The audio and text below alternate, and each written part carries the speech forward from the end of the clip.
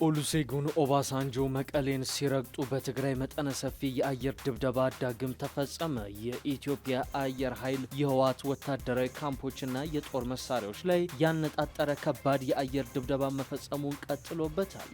የጠቅላይ ሚኒስትር አብይ አህመድን መልእክት ይዘው በድንገት መቀሌ የተከሰቱት ኦሉሴጉን ኦባሳንጆ በበኩላቸው ከደብረ ጽዮን ለድርድር የሚሆን 5 ቅድመ ሁኔታ ቀርቦላቸዋል። ከነዚያ ቅድመ ሁኔታዎች መካከል ደግሞ የወልቃይት ጉዳይ ዋነኛው ነው።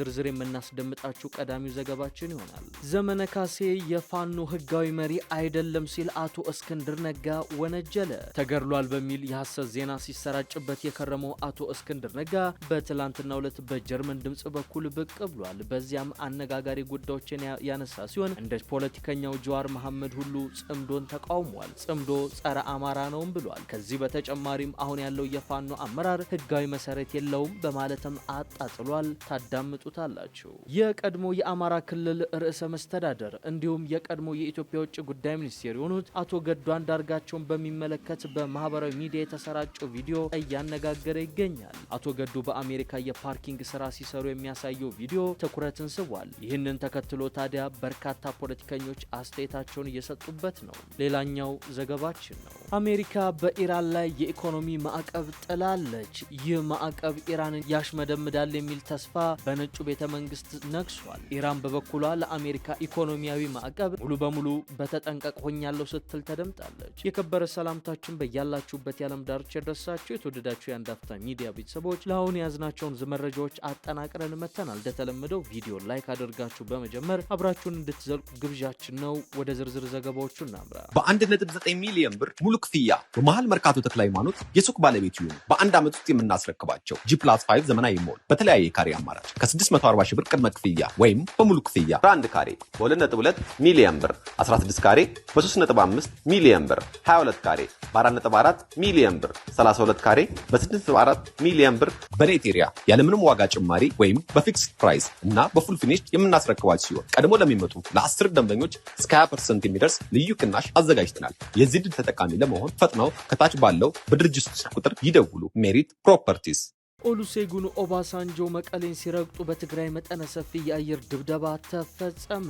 ኦባሳንጆ የጠቅላይ ሚኒስትር አብይ አህመድን መልእክት ይዘው በድንገት መቀሌ ተከስተዋል። ደብረጽዮን ገብረ ሚካኤል ጋርም የተገናኙ ሲሆን ህወሓት ከፌዴራል መንግስቱ ጋር ለመደራደር 5 መሰረታዊ ቅድመ ሁኔታዎችንም አስቀምጧል። የኢትዮጵያ አየር ኃይል በትግራይ ክልል የተለያዩ አካባቢዎች በህወሓት ጠንካራ ይዞታዎች ላይ የሚፈጽመውን የአየር ድብደባ ቀጥሎበታል። በትላንትናው ዕለት በሁለት ዞኖች 3 የአየር ድብደባዎች መፈጸማቸውን አንድ አፍታ ሚዲያ ምንጮቹን ዋቢ በማድረግ መዘገቡ የሚዘነጋ አይደለም። በዛሬው ዕለት ደግሞ በትግራይ ምስራቃዊ ዞን የድሮን ድብደባ መፈጸሙ ተሰምቷል። ድብደባው ሌሊት 7:30 የተፈጸመ ነው። በምስራቃዊ ትግራይ ዞን አጽቢ ወረዳ ሌሊት 7:30 የድሮን ድብደባ የተፈጸመ ሲሆን በተመሳሳይ በትላንትናው ዕለትም በሁለት ዞኖች ላይ መጠነ ሰፊ የአየር ጥቃት ተፈጽሟል።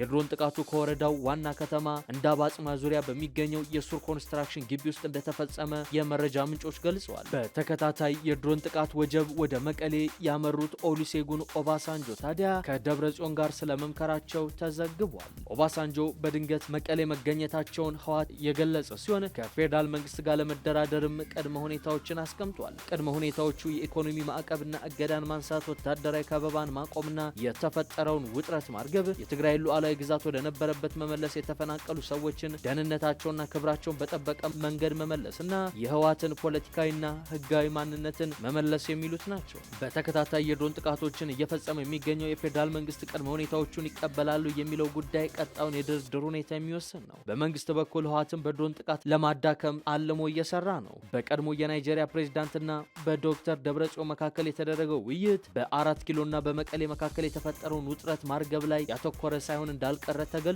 ይሁን እንጂ በህወሓት በኩል ኦባሳንጆ በያዙት የድርድር ጥረት ደስተኛ እንዳልሆነ በግልጽ አቤቱታ መቅረቡ ተገልጿል።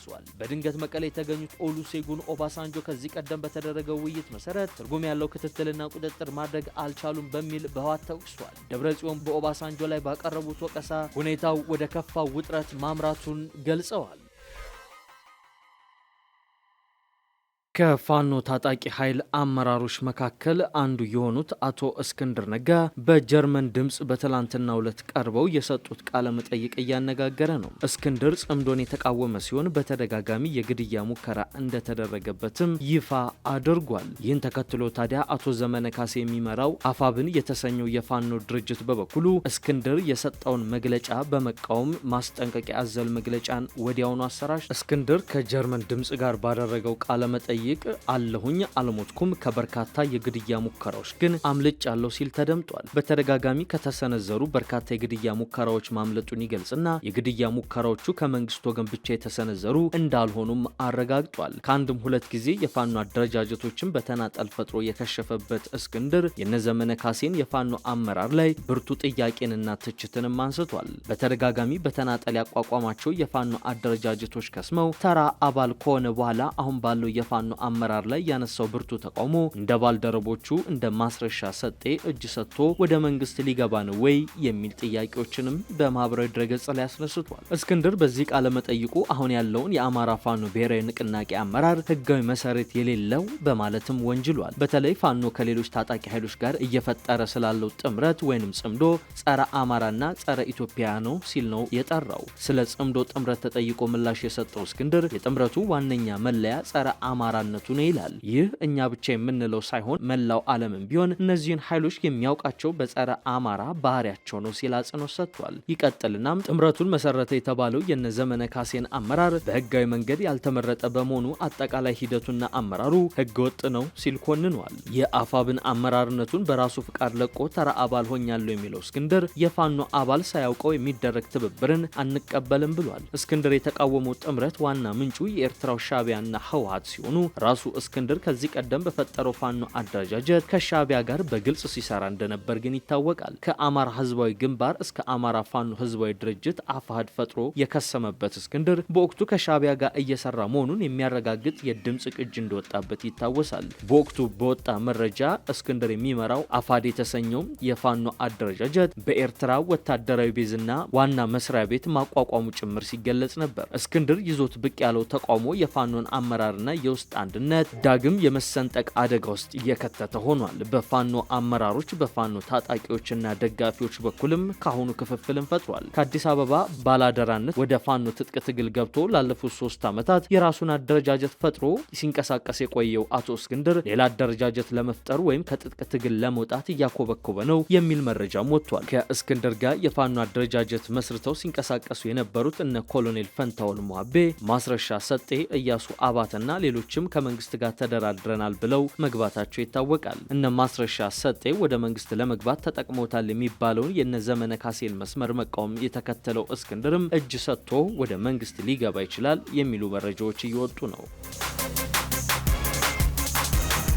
አቶ ገዱ አንዳርጋቸውን በተመለከተ በማህበራዊ ትስስር ገጾች የተሰራጨው ቪዲዮ መነጋገሪያ ሆኗል። የቀድሞ የአማራ ክልል ፕሬዝዳንትና የኢትዮጵያ የቀድሞ የውጭ ጉዳይ ሚኒስቴር ዶክተር ገዱ አንዳርጋቸው በአሜሪካ የፓርኪንግ ተቀጣሪ ሆነው እየሰሩ እንደሚገኝ የሚያሳይ ቪዲዮ በማህበራዊ ሚዲያ ላይ ሰፊ ውይይትን ቀስቅሷል። ቪዲዮን ያሰራጩ አካላት አቶ ገዱን ለማሸማቀቅ ያለመ መልእክት ለማስተላለፍ የሞከሩ ቢሆንም የተሰራጨው ይዘት በተቃራኒው በርካታ ሰዎች ዘንድ አድናቆትና አስተያየቶችን እንዲያስከትል ሆኗል። አስተያየት ሰጪዎች ገዱ በከፍተኛ የመንግስት ኃላፊነት ላይ ከነበሩበት ወቅት በኋላ በራሳቸው ጥረትና በላባቸው የሚኖሩ ከሆነ ይህ ሊያሳፍር የሚገባው ሳይሆን ሊደነቅ የሚገባው አቋም ነው ብለዋል። በተለይም የስራውን ክብር በመጠቀም ግለሰቡን ለማንቋሸሽ የተደረገውን ሙከራ የተቹ አስተያየት ሰጪዎች በሀብት መጠን ሰውን ከመመዘን ይልቅ በሀቀኝነት ሰርቶ መኖር ሊከበር ይገባል የሚሉ ልጥፎችን አሰራጭቷል። አንዳንድ ተከታዮችም የቀድሞ የመንግስት ባለስልጣን በኋላ በተራ ስራ ላይ መስራቱ የሚያሳፍር ነገር ሳይሆን የሥራ ክብርንና የራስን ኑሮ በራስ ጥረት የመምራት ምሳሌ ነው ሲሉ አስተያየታቸውን እየሰጡ ነው። በሌላ በኩል ግን ቪዲዮ በእርግጥ ዶክተር ገዱ አንዳርጋቸውን የሚያሳይ መሆኑና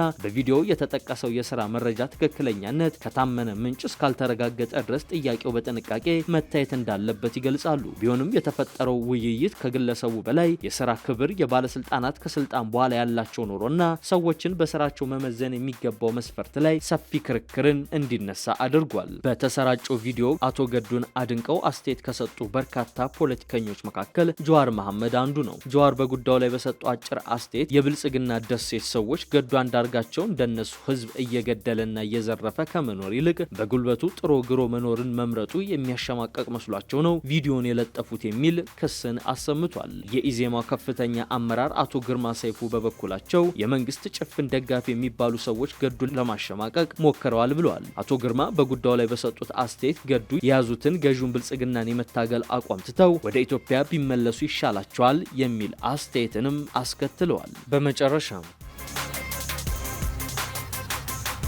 አሜሪካ በኢራን ላይ ኢኮኖሚክ ዲዴይ ስትል የጠራችውን እርምጃ መውሰድ እንደጀመረች ካሳወቀች በኋላ ኢራን ይህንን ሰፊ ማዕቀብ ለመመከት የሚያስችል የ2 ዓመት እቅድ ማዘጋጀቷን ይፋ አደረገች። የአሜሪካ ግምጃ ቤት ኃላፊ ስኮት ቤሰንት ትናንት በሰጡት መግለጫ እስካሁን ከተወሰዱት ትልቁ የሆነው የፋይናንስ ጥቃት ኢራን ላይ እንደሚተገበር ገልጸዋል። ለዚህ እርምጃ ምላሽ የሰጡት የኢራን ኢኮኖሚ ሚኒስቴር አሊ ማዳዚዲ ቴሄራን ለአሜሪካ ማዕቀቦች ሙሉ በሙሉ ዝግጁ ናት ብለዋል። እርምጃው አሜሪካ ላይ ሌላ ፈት ያመጣልም ሲሉ አክለዋል። አዲሱን የአሜሪካ እርምጃ ይፋ ያደረጉት ግምጃ ቤት ኃላፊው ቤሰንት ከኢራን ጋር የፋይናንስ ግንኙነት የሚያደርግ የትኛውም አገር እንደሚገለል ተናግረዋል። ከኢራን ጋር የንግድ ልውውጥ የሚያደርጉ ባንኮችና ተቋማትም ግንኙነታቸውን ለማቋረጥ ፈቃደኛ ካልሆኑ መገለል ይደርስባቸዋል ሲሉ ገልጸዋል። የግምጃ ቤት ኃላፊው የከፍተኛ ኢኮኖሚያዊ እርምጃ ኢራን ላይ ገመዱን የሚያጠብቅ እንዲሁም በሁሉም የገቢ ምንጭ የሚያግድ ብለውታል። የኢራኑ የኢኮኖሚ ሚኒስቴር አሊ በበኩላቸው መንግስት ዝግጁ ነበር ነውም